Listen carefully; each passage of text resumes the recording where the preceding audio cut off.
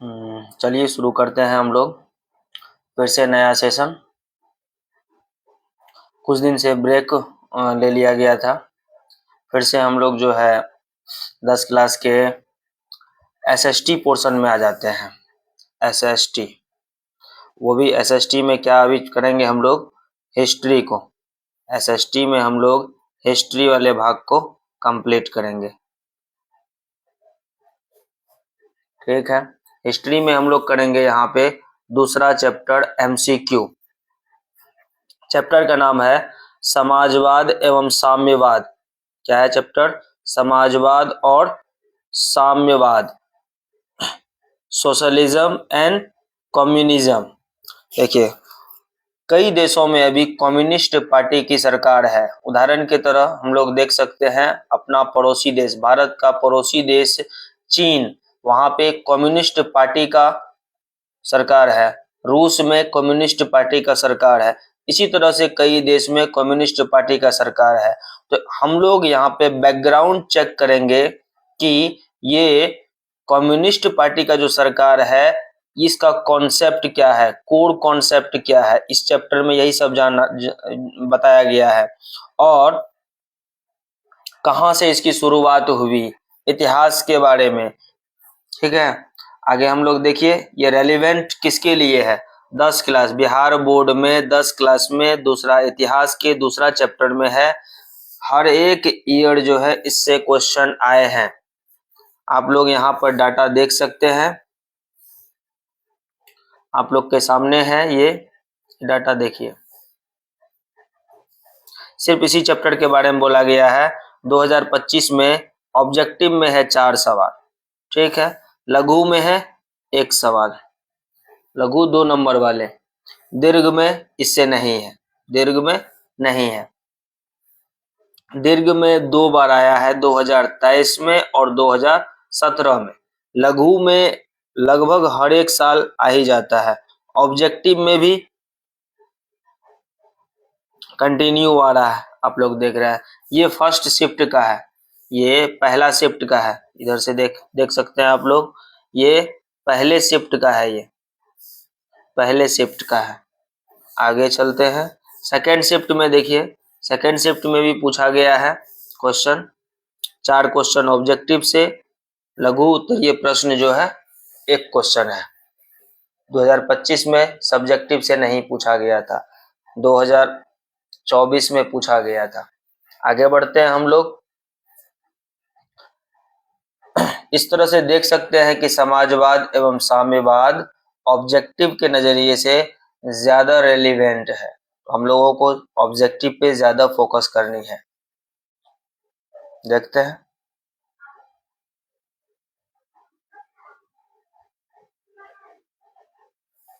चलिए, सबसे पहला क्वेश्चन हम लोग डिस्कस करते हैं। आप लोग पहले अपने से कोशिश करें, कॉपी पेन लेकर के बैठे। एक का आप लोग पहले दे दें आंसर, उसके बाद ही आगे बढ़े। रूस में जार का एक अर्थ होता था। जार, देखिए जार, जार ऐसे लिखा। हम लोग के यहाँ राजा होता है, राकर ज्वाकर, राजा। र के आगे का ये आकार को गायब कर दिया गया और जो आकार को पहले लगा दिया गया, तो जार। तो जार किसके बराबर होगा? राजा के बराबर, सम्राट के बराबर। ठीक है, अब ऑप्शन पढ़िए, आप लोग बनाने का कोशिश करें। पीने का बर्तन को हम लोग जार नहीं बोलते थे। रूस में खास करके जो लैंग्वेज है जार, ये रूस के लिए है। पानी रखने का मिट्टी का पात्र नहीं। रूस का सामंत नहीं, यानी ऑप्शन नंबर डी होगा रूस का सम्राट। रूस के सम्राट को हम लोग क्या बोलेंगे? जार। रूस के सम्राट को जार। 2 नंबर में है, रूस में कृषक दास प्रथा का अंत कब हुआ? कृषक दास प्रथा का अंत कब हुआ? देखिए, एक तो सबसे पहली बात, कृषक दास प्रथा जो है अंत कराया गया था जार के द्वारा। किसके द्वारा? जार निकोलस द्वितीय के द्वारा। जार, अच्छे से नाम सुना है, जार निकोलस द्वितीय के द्वारा ये कृषक दास प्रथा का अंत हुआ था 1861 ईस्वी में। कब हुआ था? 1861 ईस्वी में। आगे बढ़ते हैं। पहले बना लें आप। ब्रेस्ट लिटोवस्क की संधि किन देशों के बीच हुई थी? देखिए, ब्रेस्ट लिटोवस्क ये एक शहर का नाम है। ये एक किसका नाम है? शहर का नाम है, जो आज यूरोप के एक बेलारूस देश में पड़ता है। बेलारूस देश के अंदर ब्रेस्ट लिटोवस्क नाम की एक शहर थी।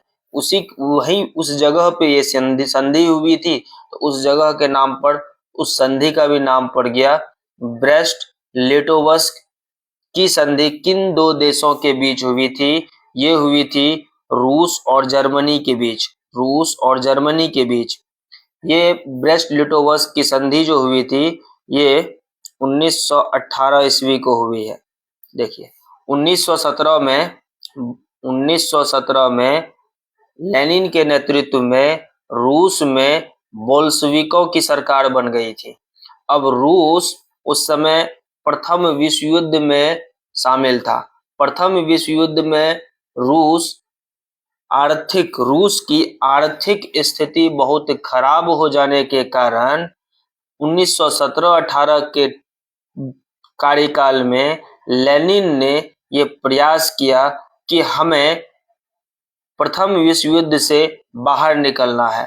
तो रूस और जर्मनी ने मिलकर एक संधि की और रूस इस युद्ध से बाहर निकल पाया।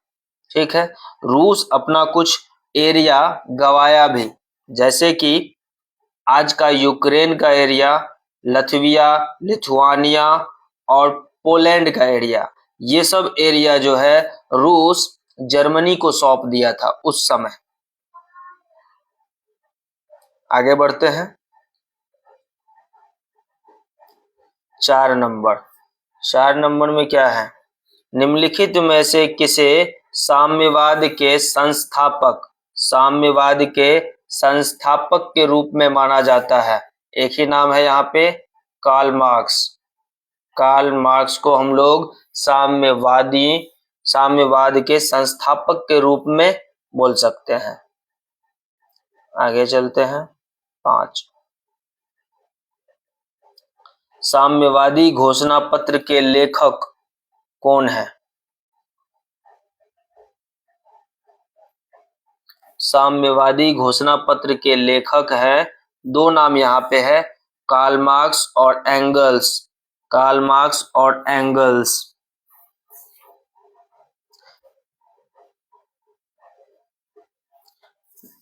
ये एंगल्स जो है कार्ल मार्क्स के मित्र हैं।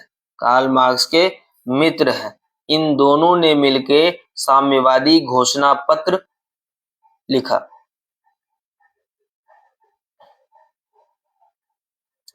बहुत ही फेमस क्वेश्चन है ये 6 नंबर। दास कैपिटल का प्रकाशन किस वर्ष हुआ? एक दास कैपिटल नाम की पुस्तक है जिनको कार्ल मार्क्स ने लिखी थी। ये 1867 ईस्वी में लिखी गई थी। 1867 ईस्वी में लिखी गई थी।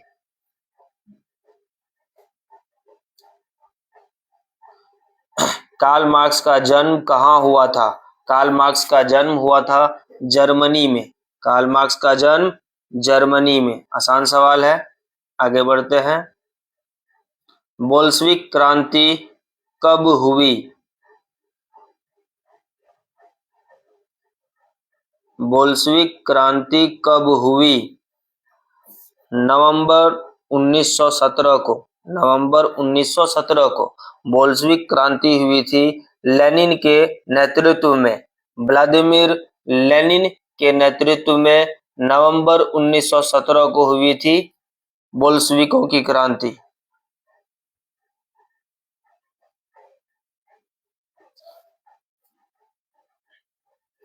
युद्ध और शांति यानी कि वॉर एंड पीस पुस्तक किसने लिखी? प्लेखानोव, Tolstoy, Karl Marx.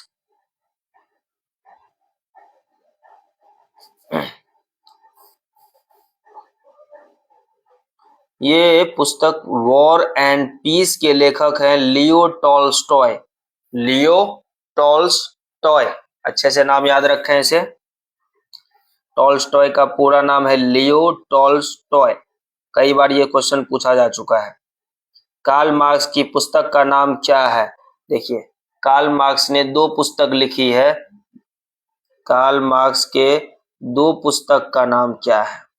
Sorry, PDF हट गया था।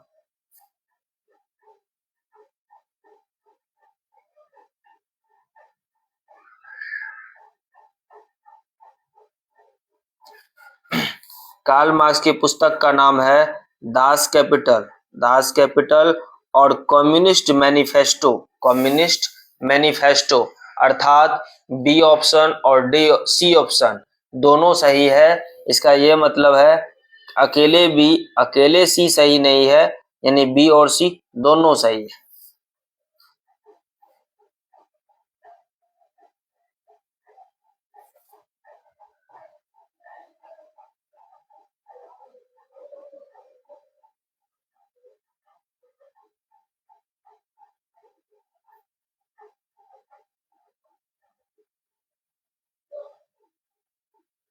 चलिए आगे चलते हैं 11 नंबर सवाल में।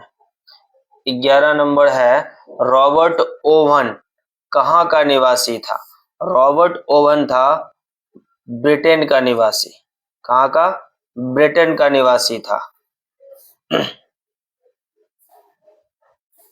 12 नंबर में है, रूस की बोल्शेविक क्रांति का नेतृत्व किसने किया? तो बोल्शेविक क्रांति का नेतृत्व किया है लेनिन, व्लादिमीर लेनिन ने किया है। ठीक है। 13 नंबर, साम्यवादी शासन का पहला प्रयोग कहाँ हुआ? तो रूस में हुआ। साम्यवादी का पहला प्रयोग कहाँ हुआ था शासन का? तो रूस में हुआ था। 13 नंबर। 14, समाजवादियों की बाइबल किसे कहते हैं? दास कैपिटल को।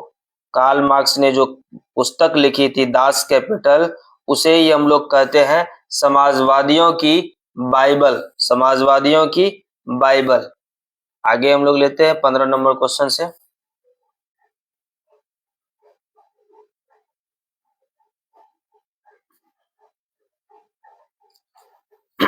बोल्शेविक दल का कार्यक्रम अप्रैल थीसिस किसने लिखा? अप्रैल थीसिस, बोल्शेविक दल का कार्यक्रम। देखिए, बोल्शेविक दल का नेता कौन था? लेनिन था। अप्रैल थीसिस नाम से जो कार्यक्रम लिखेगा वो भी कौन लिखेगा? लेनिन ने लिखा था। ठीक। रूस में अल्पमत वाला 2 दल है वहां, एक बोल्शेविक और एक मेंशेविक। बोल्शेविक है बहुमत का दल, यानी जहां पे मेजॉरिटी पब्लिक वोट करे उसको बोलते हैं बोल्शेविक, और मेंशेविक बोलते हैं जहां पे क्या? अल्पमत वाला दल हो। रूस में प्रतिनिध्यात्मक संस्था ड्यूमा का गठन कब हुआ? ड्यूमा का गठन कब हुआ है? 1905 ईस्वी में हुआ है ड्यूमा का गठन। 1905 में ड्यूमा का गठन हुआ है, जार के द्वारा ही कराया गया था। किस संधि के तहत रूस प्रथम विश्व युद्ध से बाहर हो गया? पिछले हम लोग क्वेश्चन में कर चुके हैं ये। ब्रेस्ट लिटोवस्क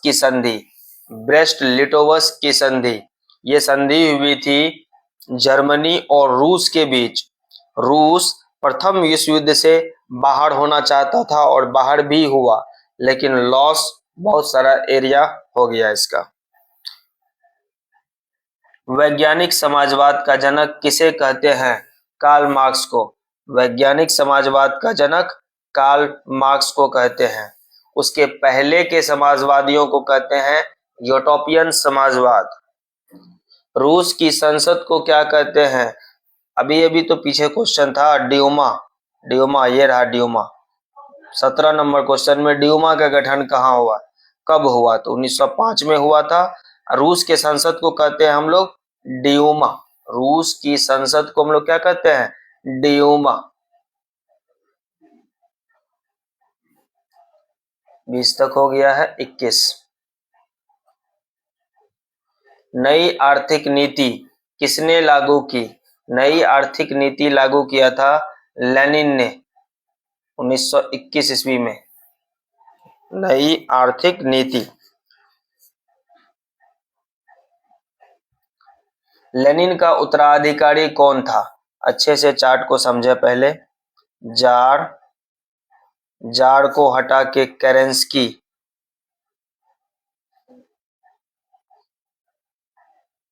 केरेंस्की, केरेंस्की को हटा के लेनिन, लेनिन को हटा के, लेनिन की जब मृत्यु हो जाती है तो स्टालिन,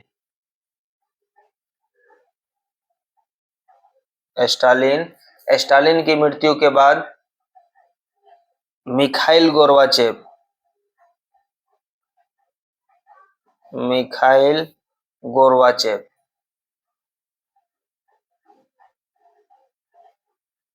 ये सब नाम याद रखें। ये किसके लिए है? रूस के लिए है।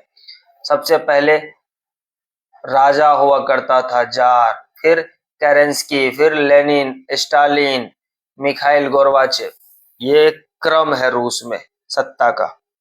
तो हम लोग क्या पूछा है इस सवाल में 22 नंबर में, लेनिन का उत्तराधिकारी कौन है? तो लेनिन के बाद जो बना है वही उत्तराधिकारी है लेनिन का। लेनिन के बाद बना है यहाँ स्टालिन, तो हम लोग स्टालिन लगाएंगे।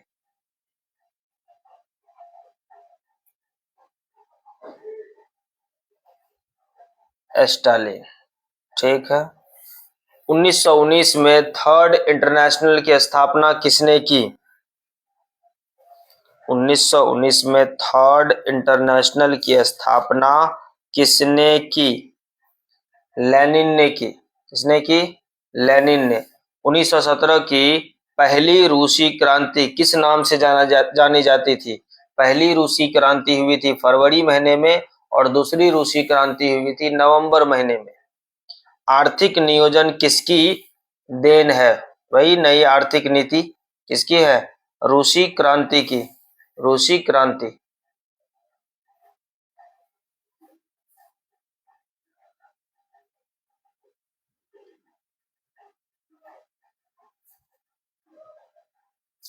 बोल्शेविक दल का नाम बदलकर साम्यवादी दल किसने किया? लेनिन ने किया होगा। 26 लेनिन। बोल्शेविक दल का नाम बदलकर साम्यवादी दल किसने किया? लेनिन ने किया। रूस में कृषि दासता को किसने समाप्त किया? पहले ही बता चुके हैं, जार अलेक्जेंडर द्वितीय ने किया। रूस में कृषि दासता, कृषि दासता यानी दास प्रथा, यहाँ पे उम्र भर के लिए कृषि करने के लिए कोई दास यानी नौकर हो जाया करता था।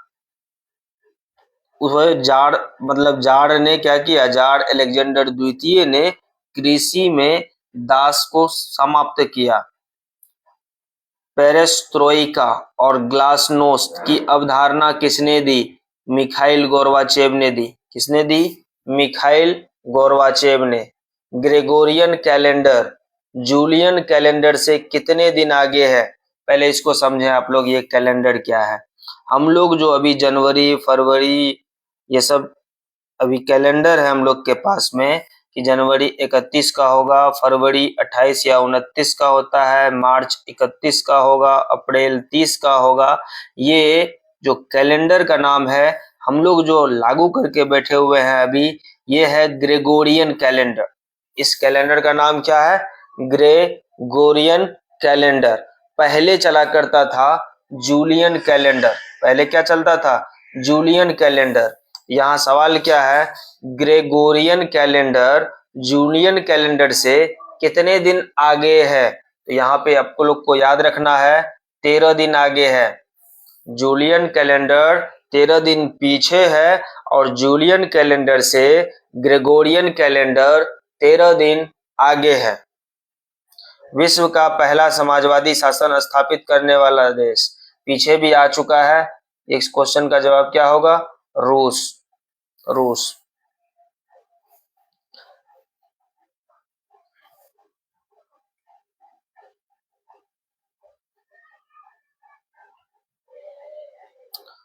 रूस क्रांति के समय शासक कौन था? जार निकोलस द्वितीय। जार निकोलस द्वितीय कौन था? जार निकोलस द्वितीय। लेनिन ने 1921 ईस्वी में डैश नीति, नई आर्थिक नीति की घोषणा की। नई आर्थिक नीति की घोषणा की। अच्छे से सुने आप लोग। 14-15 में ये फिल इन द ब्लैंक्स पूछा गया था। अब के सेट में नहीं पूछा जाता है फिल इन द ब्लैंक्स। ठीक है, आगे बढ़ते हैं। 30 ऑब्जेक्टिव हम लोगों ने किया। मैप अच्छे से देख लें आप लोग। मैप के द्वारा कॉन्सेप्ट बिल्ड होता है कि हम लोग कहाँ के बारे में चर्चा किए। देखिए, इससे पहले हम लोग पढ़े थे यूरोप में राष्ट्रवाद। यूरोप में राष्ट्रवाद, वहां पढ़े थे हम लोग कौन सा? यूरोप में राष्ट्रवाद पढ़े थे। फ्रांस के बारे में, इटली के बारे में, ऑस्ट्रिया के बारे में, जर्मनी के बारे में, पोलैंड के बारे में। उसके बाद थोड़ा बहुत रूस के बारे में चर्चा हुई थी वहां। बट ये जो चैप्टर है, इस चैप्टर का नाम क्या है? समाजवाद एवं साम्यवाद। ये कंप्लीटली रूस, कंप्लीट कहानी रूस की है। कंप्लीट कहानी रूस की है। ठीक है, इसके अगले चैप्टर में हम लोग जाएंगे तो वहां पढ़ेंगे हिंद चीन के बारे में। हिंद चीन का एरिया ये है। अभी से मैप आप लोग तैयार रखें। अगला चैप्टर यही है। क्लास में थ्योरी पढ़ाया जाएगा और फिर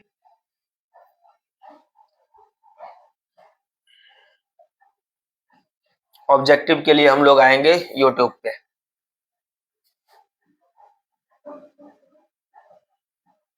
इस मैप को भी आप लोग अच्छे से देख सकते हैं। इसी मैप के द्वारा कॉन्सेप्ट बिल्ड कराया गया था। ये वाला एरिया हम लोग पहला चैप्टर में कवर किए। फिर इसके बाद दूसरा चैप्टर में ये वाला एरिया,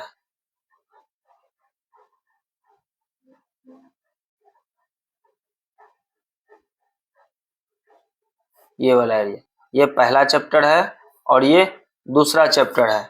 तीसरा चैप्टर हम लोग कवर करेंगे। यहाँ इतना छोटा एरिया है, ये यहाँ पे है तीसरा चैप्टर। ठीक है, उसके बाद पहला, दूसरा और तीसरा और चौथा चैप्टर हम लोग इस भारत में आएंगे। भारत में राष्ट्रवाद कैसे फैला है। ठीक है, भारत में राष्ट्रवाद चौथा चैप्टर है। चारों चैप्टर बहुत ही इंपॉर्टेंट है।